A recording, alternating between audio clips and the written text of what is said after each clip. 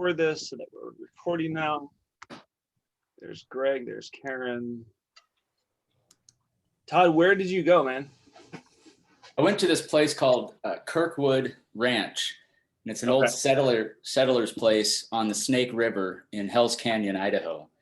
So it's been around, since the 1800s. There's an old mansion up about 3/4 mile behind it. It's this like 2-bedroom cottage that was some moonshiner's escape place.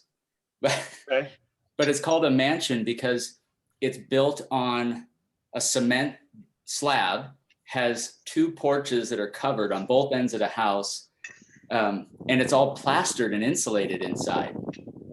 Well, it was till it all started falling apart. And then it actually has tin siding, so vertical logs that are split, and then tin siding, and then it's all plastered and filled in. So like there was some money put into this thing. Yeah. He's an old moonshiner that was hiding out up there, who eventually went and did time down in Boise. Oh, man. Yeah. Cool. So the ranch is like, it's a 5-mile hike. It's really popular because it's easy to get to, and there's a bunch of stuff to see and do.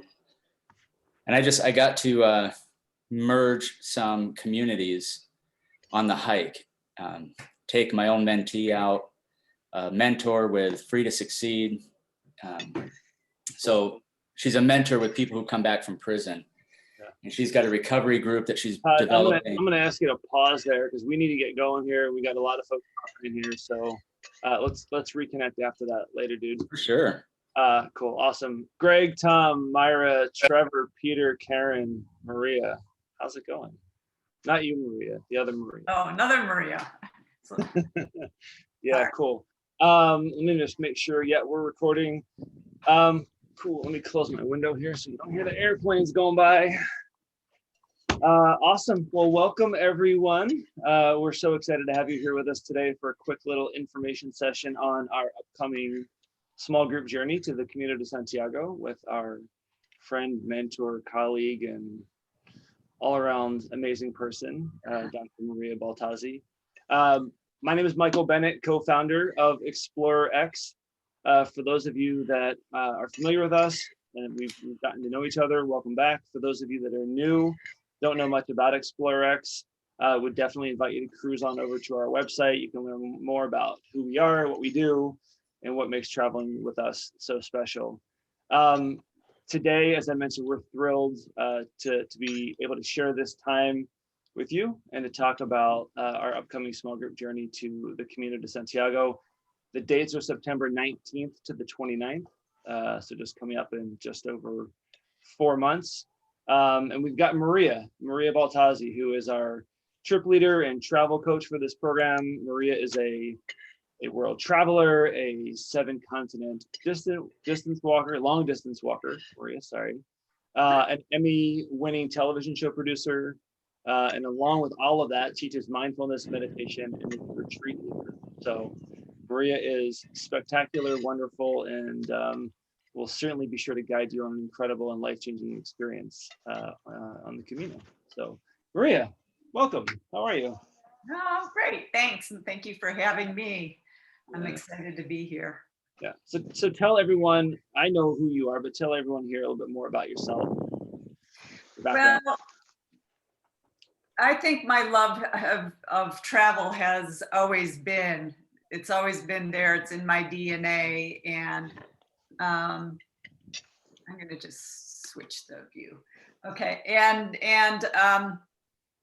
it was really out of my television production experience, because most of my shows have been shot internationally, that I eventually decided to take my producing skills to produce really great immersive experiences.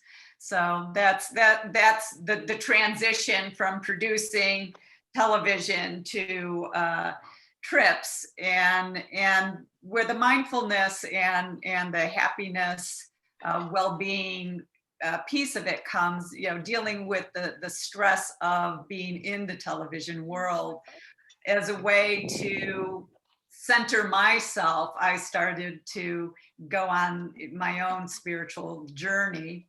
And so eventually I just merged everything together to do what I do now.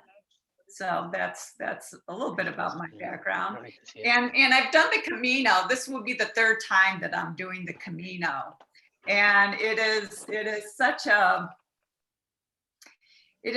beautiful experience, and I feel such a metaphor for how life should be lived.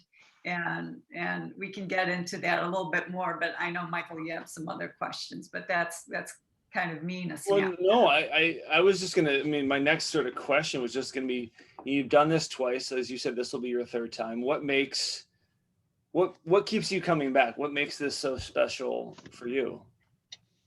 Well, a lot of it has to do with the people, you know. When you go on the Camino, this pilgrimage, it's one of the major pilgrimages of the world to do, you know, and you know, it's the way of St. James, the Apostle St. James. And so eventually that's where you end, is at the cathedral in Santiago, which is where his remains are. And people do the pilgrimage for a variety of reasons. And it certainly started out as spiritual, and people still very much do it for spiritual reasons, but people also do it just for the physical part of it. You know, they want the challenge, because ultimately, if you do everything, we're doing just the last 100 kilometers, but if you do the whole thing from start to finish, that's like a 2-3 month proposition over about 500 miles. I think that's 760 kilometers, something like that. So what we're doing is the last 100 kilometers, and it is the most doable. It is the most popular. It's called the French Way. And it's just such a uplifting experience, because you just feel like no matter who is walking, you can go up and just strike up a conversation. Or if somebody is sitting at a cafe, you can just go and sit. It just, you feel so welcome to be a part of any conversation. And that's one of the things that I really love about it. And this year in particular is special, right? Compared to other Camino years. So tell us a little bit more about that, Maria. Yeah. So this year is a holy year, and the holy year happens once every 11 years when the feast of St. James lands on a Sunday. And during the holy year, the holy door at the cathedral is opened, and pilgrims are allowed to enter through this door. And when you enter through this door, it is said that all your sins, all your past sins are forgiven. So it's much more than just a door, a holy door being open. It's holy because all of your sins are being forgiven.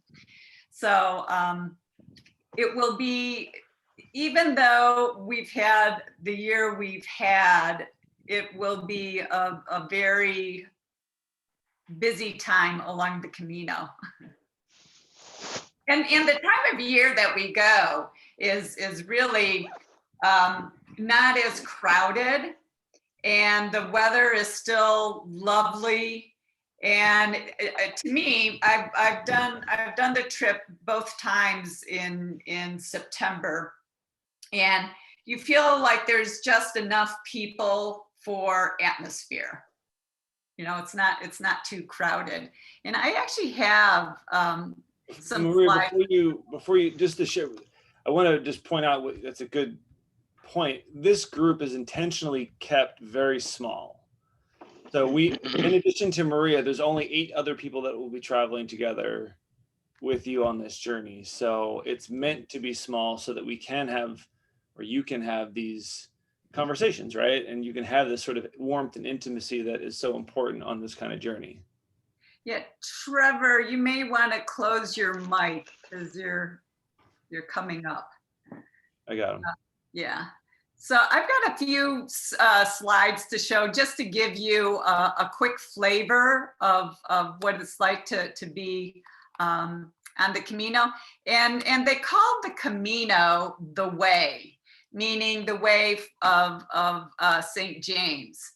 And this is an example of the different kinds of people that you can see. There was a couple, and they had a stroller. They were bringing their baby with them, and we were running into them. You tend to see the same people along the way quite often, and so it was fun to see this couple with their baby along the way. And as a pilgrim, you see on the middle slide, there's a shell. And that shell is the sign of the pilgrim. And that going back to when this pilgrimage began, the shells were a symbol that told people that these are pilgrims traveling along the St. James Way, and to give the pilgrims, food and a place to stay. So it's a tradition that carries on. And then into the far left, you see with the pair of shoes, that symbol, that blue and yellow symbol, is a shell. And you see this symbol the entire way, so you are never going to get lost. Because and you see it in every kind of form. You see it on door knockers, you see it painted on the sides of walls. So you are never going to get lost doing this journey if somehow you separate from the group. And then Maria, yeah. You may have said this. What is the significance of the shell? Why a shell? Well, I actually intentionally didn't say why a shell, because there's a few different reasons for it. The one thing I do know is that was the symbol to say that you were a pilgrim. Even though the Camino officially ends in Santiago with the cathedral, there is still more of the Camino. And you'll see as I get through the slides, and 0 kilometers is at the water. And so that shell was a symbol of saying that you made it all the way to the water. So makes sense. So whether or not that's true, I don't know, but that was one of the explanations that I was told about the shell. And then as you're walking, it's like every place is a photograph. And you go through markets, you go into churches, you're on these idyllic trails, and just every place is just so picturesque.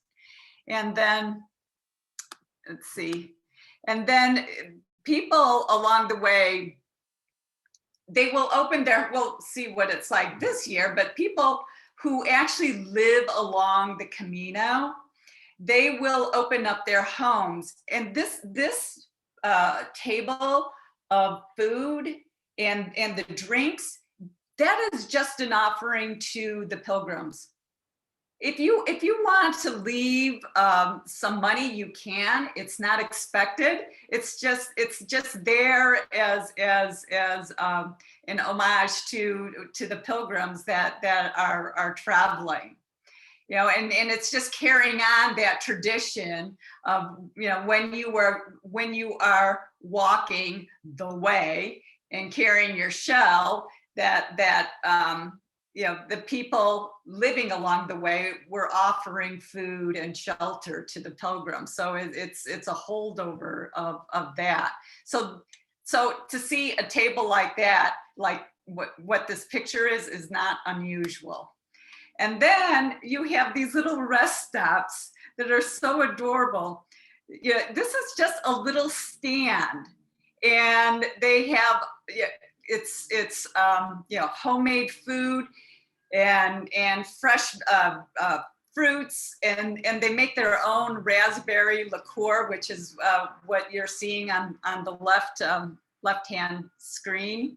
And it's just so idyllic, and everybody's just so friendly and welcoming, and that's what I love. I mean, you could go up to any person that's standing at that little oasis and talk to any one of them and just have a delightful conversation. At least that was my experience the last 2 times. So, and this is definitely one of my favorite little stops along the way. And then this is one of my favorite stops to put your feet into the water and just, you know, rest for a moment and have lunch. What you're not seeing behind the bank, what would be like behind me is a bunch of small restaurants. And so, I mean, you just have places like this that are just so charming looking. And then there, you will not go hungry. I promise you, you will not go hungry. If you are a foodie like I am, there's this one place that we stop at that is known for their octopus. And this is the way that they prepare it in that part of Spain. And then the omelet, which was the size of my head, that was just a little stop along the way. You're walking, and there's this little structure that's made out of stones, and then they have this beautiful omelet that they make for you. So you will not go hungry on this trip at all. And then you have these unexpected things. Like, we're walking and you just started hearing this bagpipe music, and you kept following it and following it and following it, and there was just some guy standing there just playing. Nobody was around him. He was just playing. And so you have these unexpected moments that just become lasting memories. And then you eventually arrive at the cathedral, and this shot of the feet is literally in front of the cathedral. And it's one of the things you do to mark that you've arrived. You put your foot on that shell, that cement shell, to show that you've arrived. And once you get into that square that's in front of the cathedral, it is just so joyous, because people, they've been walking for days or riding their bikes, and they're exhausted, and they're happy to be there, and they can't believe that they're there, and just such a mixture of emotions. And everybody is taking selfies and group shots, and just hugging each other, and just the energy that is in that square is just palpable. And then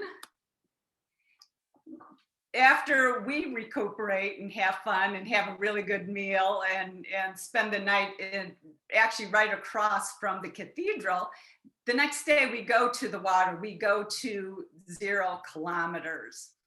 And then we actually end the whole journey going on a sunset cruise, which when we were out there, there were dolphins that were with us the entire time. It was just magical. And it's worth noting that we do cheat at the very end, and we don't actually walk from Santiago to. Yes, that is a good point. There's a transport that gets you there.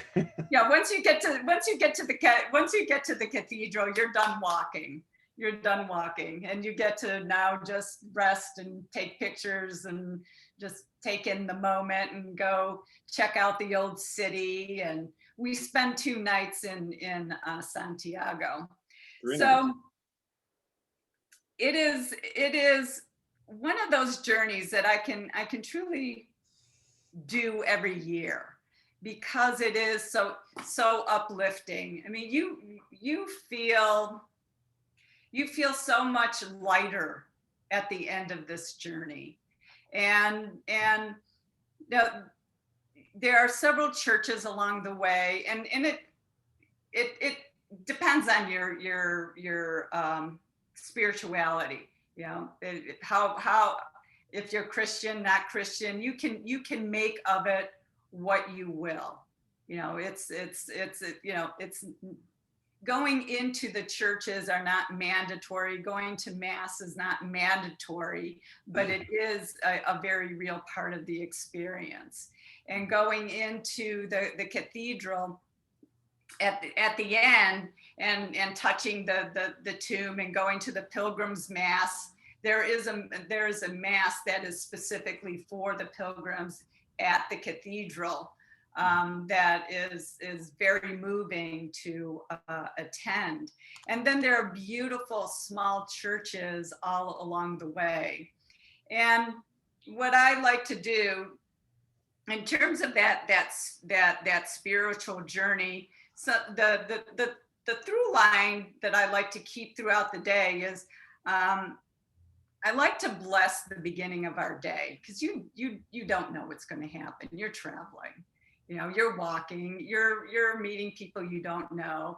And just, I like to begin each day with a blessing. And so I generally have everybody do, you know, take a day and you know, take turns and give a blessing. And then during the morning, I usually pose some reflective questions that you know, generate some inner reflection about what you're experiencing, and that create a bit of a dialogue amongst the group. And then in the afternoons, I like to do a silent meditation walk, and that's a really good time to tune into the environment and into yourself. I mean, I love those walks, you know, because you get a lot from speaking to each other. You know, you generate conversations and you provoke thought and ask questions, and really interesting conversations come up. But then there's something really magical about just walking and taking in the sights and the sounds. And especially since you're walking silently and you're intentionally not talking to anybody, any of the other pilgrims as you're passing them. And how are you still like acknowledging them, you know, without being rude, you know? So yeah. I'm trying to be mindful of time, so I'm going to stop talking. Yeah, I wanted to touch on a couple quick logistical things, and then we'll open it up to some questions here. Again, it's the 19th to the 29th, so it's 10 nights. The first day, the 19th, we arrive. The next 7 days are walking days. And then day 8, we arrive into Santiago. Day 9 to finish there.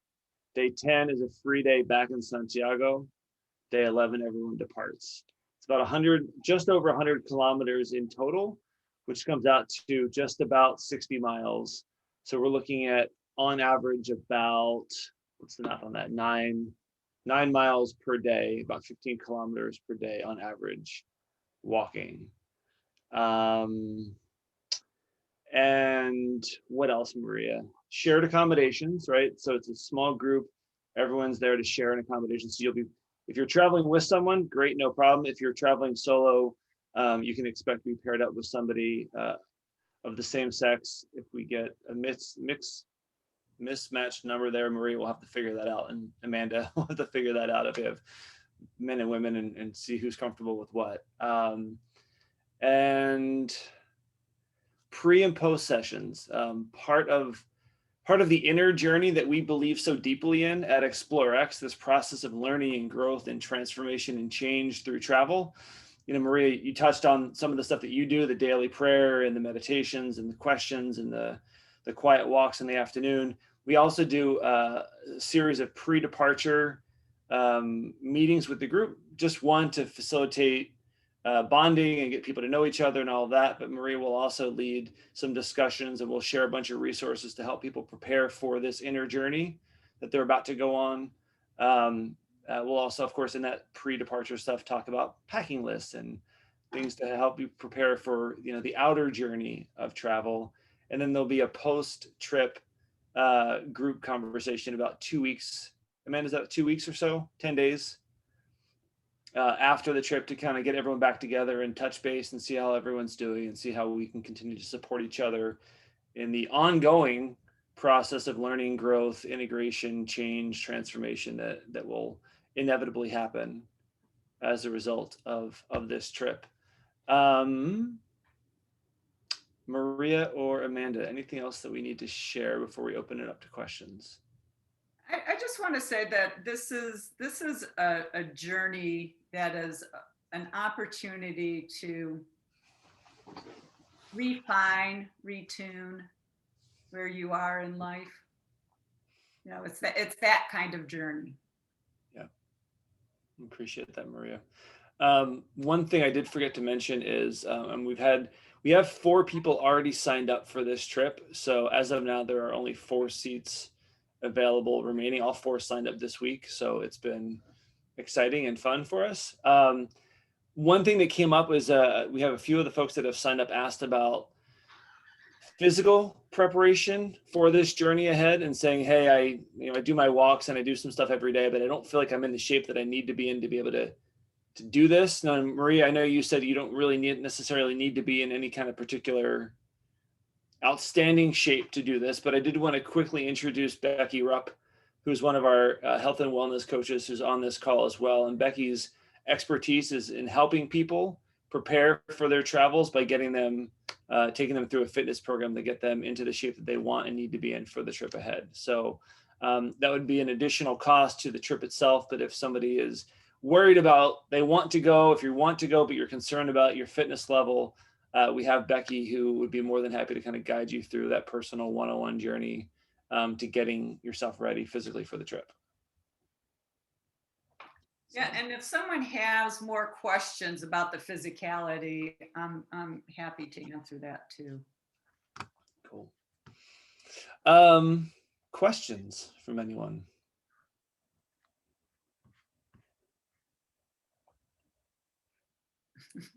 We did such a good job. They say it takes the brain 7 seconds to process a question. So I have a question. Maybe you covered this, but where does it start? Where are you starting in Saint-Jean-Pied-de-Port on the French side, or are you starting much further in on the Spanish side? Much further in Sarria. We started Sarria. Okay. Yeah, so it literally is the last 100 kilometers, because if we started where you were mentioning, that's another 400 miles earlier. So we're not jumping.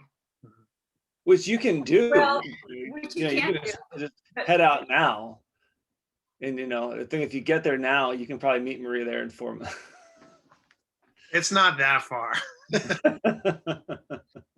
Yeah, and that's the other thing to know, is that you do not need to carry your luggage. You will be limited on the amount that you can take, but you don't have to carry it every day. It's going to be transported between the places that we're staying at.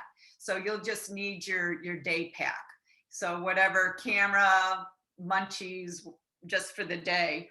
And at the end of every day, we will get picked up and taken to whatever guest house are our accommodations for the night. So you get picked up, taken to where you're sleeping, and then the next day you are brought back to that same point, and then you begin walking. Does that make sense?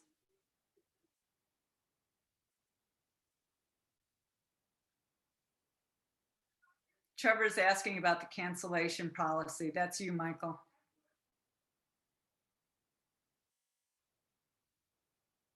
Sorry, I was muted. That is a good question. Amanda, where did we land on that? Amanda's our program manager for this show. Where do we land on the cancellation policy for this? That's a good question. Let me pull it up. Yeah. It's obviously everything is very much in a state of flux with the pandemic. And so our normal policies, as you can imagine, are out the window. And we're trying to do the best we can to be as flexible as possible with all of this. While you're looking that up, a couple things. Again, we have 4 seats out of the 8 filled. So the deposit deadline is, hopefully we're looking to close this by the end of the month. Final payment would be due the end of June. What do you got, Amanda? July 1st. Okay, July 1st. In cancellation, were you able to find that? Yes.